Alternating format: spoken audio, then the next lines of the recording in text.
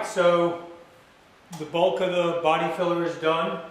I covered up this hole and I covered up this hole. Even though I sealed the foam inside with the resin, I want to avoid getting paint in there if I can, because the lacquer-based paints will just eat up that foam and just make a mess in there.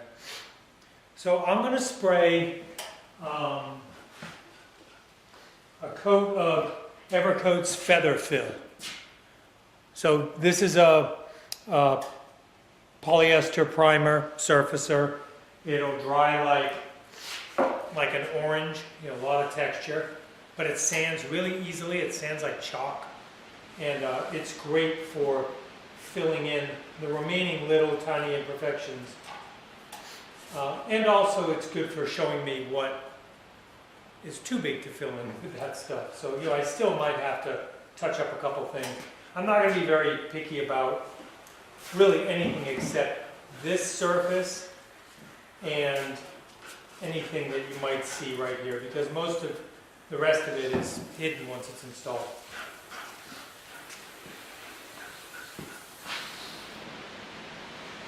Alright, so I just mixed up the spray polyester. This is like spraying Bondo on something. If you've never used it, it's pretty cool stuff. I spray with a HVLP system that it's got a 5-stage turbine. This is by Apollo, and I painted my whole car with it. I painted everything with it. It does a really good job. Unfortunately, the largest tip I have is 1.8. So that's what I'm going to use on this for no other reason than the fact that I don't have a choice. But I've sprayed heavy solids with that 1.8 before, and it'll do fine. So here we go.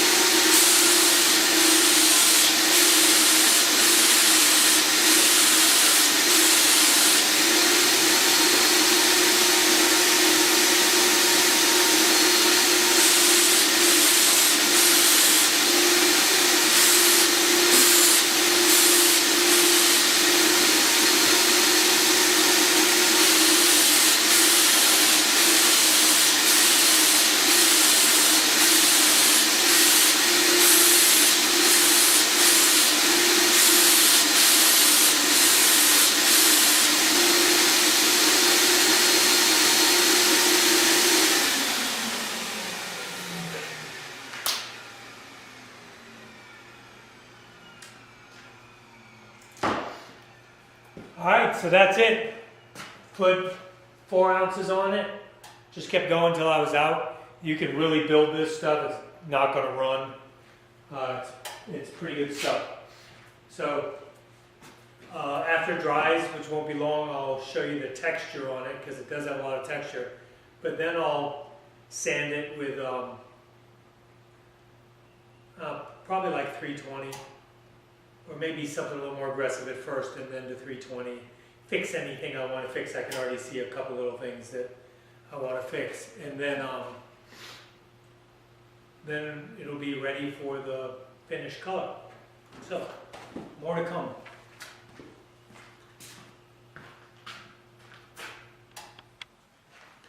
All right, so that spray polyester's done and came out pretty good. I haven't sanded anything yet, so I'm going to sand it with 220 right now. And most of the stuff I'm not even going to mess with. There's a couple things like right here, which is a pretty visible spot where I'm going to have to put a little filler in it. I don't know if you can see it, but other than that, you know, really the only thing that's seen is this, and everything else is hidden, but still I want it to look as nice as I can. So I'm going to go ahead and sand it, and you'll see it when I'm done. Okay, it's paint time. I decided I'm going to paint it the red color of the car. And honestly, it's only because I have to paint the ashtray. I keep forgetting to paint it. I forgot when I painted the car, and then I repainted the trunk lid and forgot again. And so now I'm going to go ahead and paint it. And I'm going to paint the back side of that, the back side of the door part of the ashtray, and I'm going to paint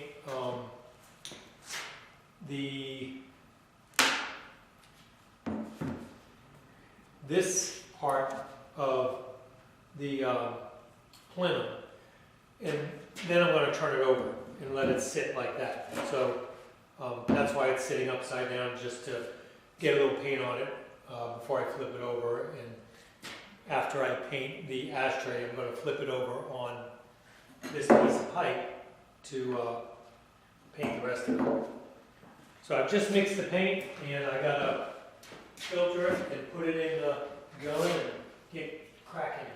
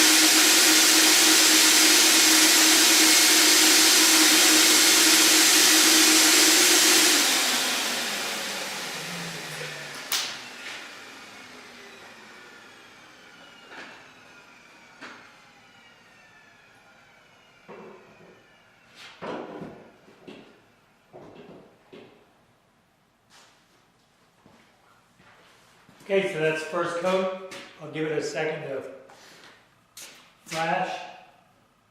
This is a two-stage paint, so I'll get a couple coats of color on there, and then I'll go to the clear. And hopefully it'll look all right. The paint's been here a little while, so I'm a little worried about it, but if it doesn't look good, I'll just Scotch-Brite it and put the black paint on it that I was going to use anyway, the Hot Rod Black. So I'm really more concerned about the ashtray door than anything. So we'll see. We just need a few minutes for it to dry.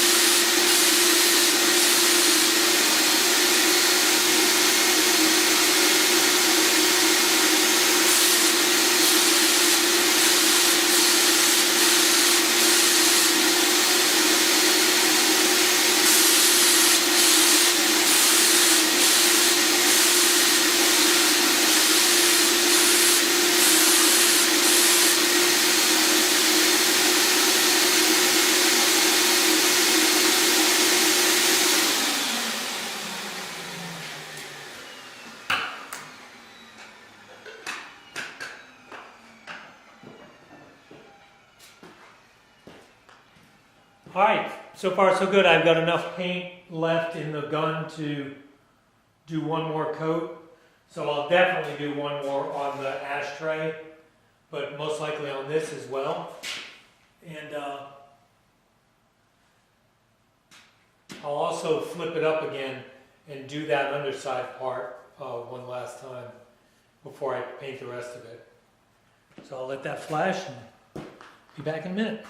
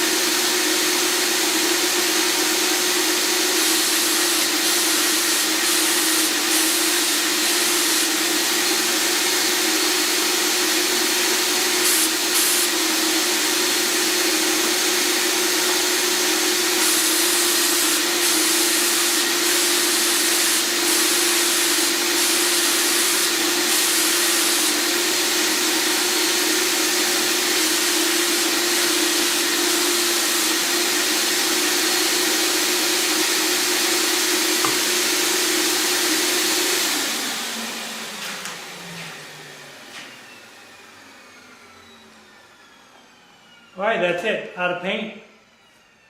So now I'm gonna clean the gun and mix up some clear.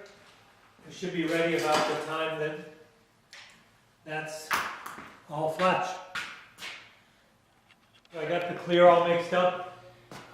Incidentally, I'm using the Nason product. So Nason full base for the color and the Nason select clear for the clear.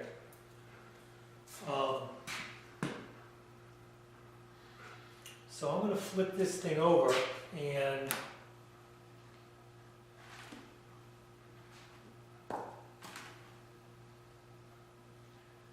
once again get the stuff that's under the rim, and then I'll flip it back over here in just a second.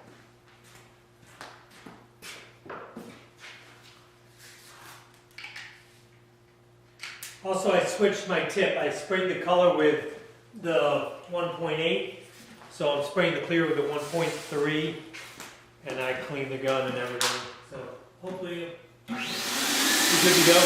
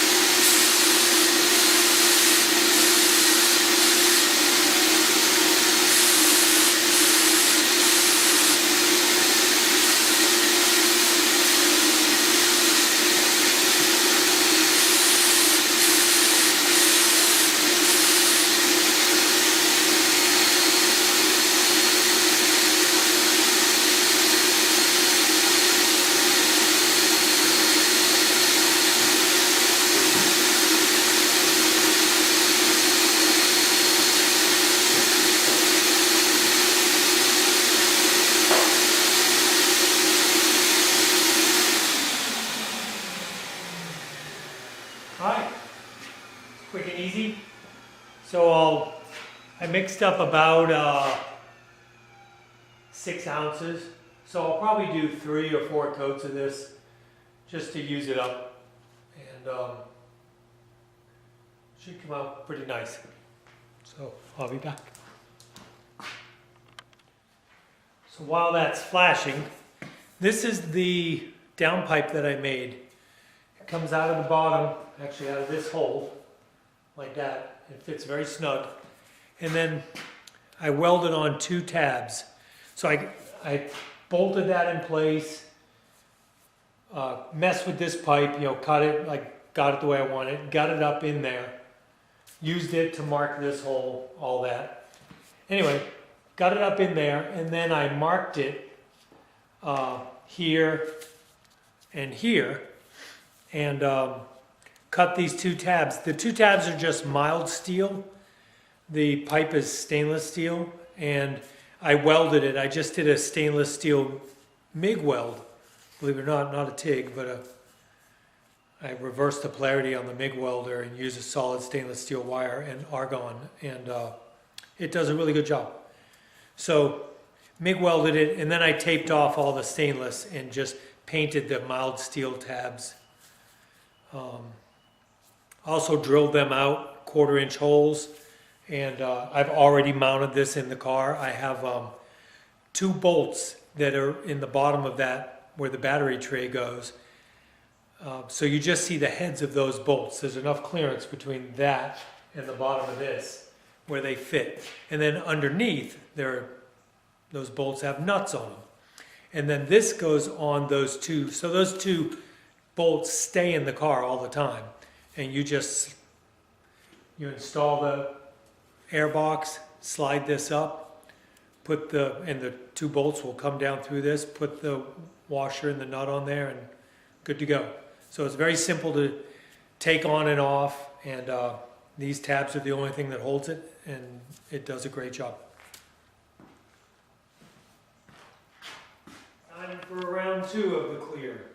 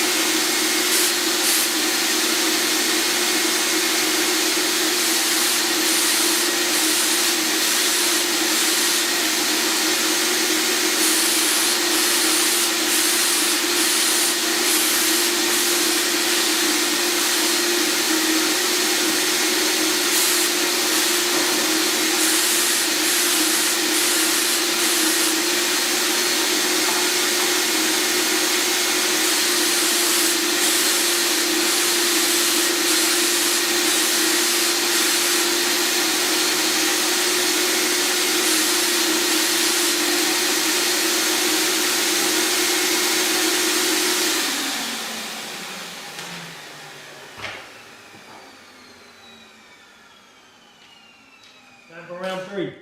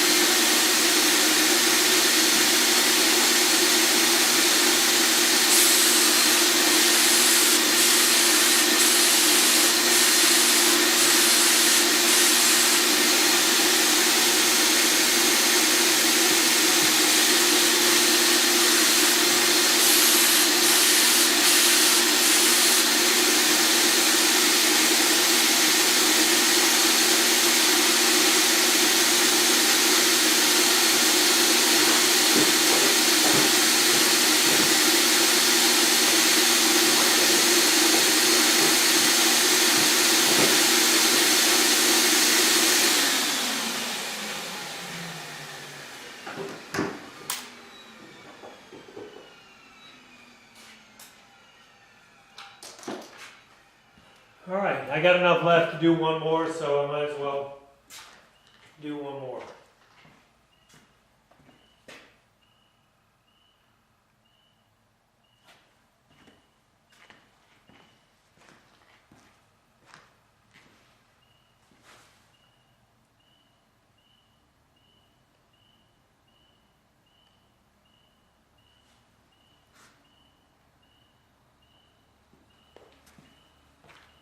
Actually, I'm going to stop right there.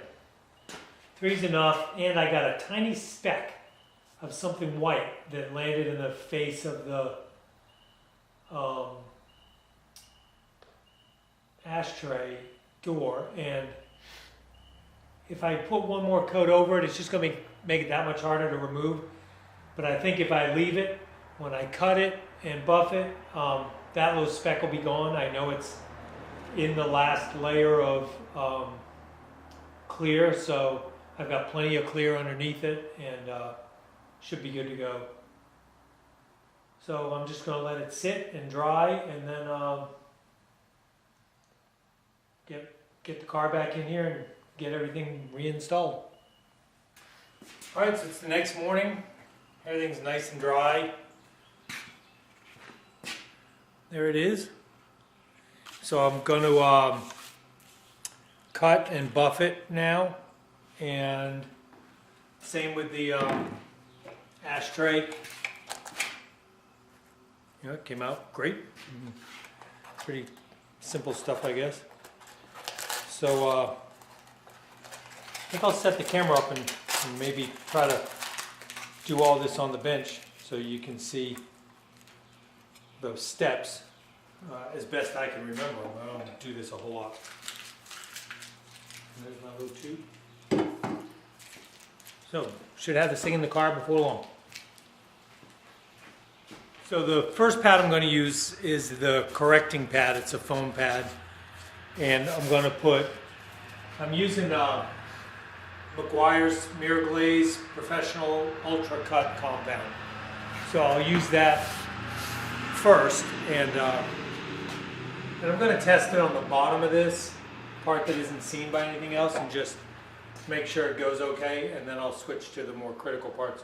I've got a couple little runs in the clear, and this should take care of it, or I might have to use some wet dry sandpaper to get rid of those and then come back and buff them, but I'm going to get started and we'll see what happens.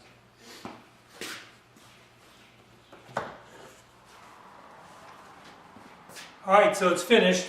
I screwed it up royally fixing that drip, but that's okay. I mean, it is what it is. The next time I paint something on the car, which I think I've got to redo the trunk lid, I'll take this thing out and sand it down and paint it again. But, you know, for the most part, it looks pretty good. There's a goof up right in here, but, you know, it is what it is. Still looks cool. I'm pretty happy with it. I'm certainly happy with the base of it.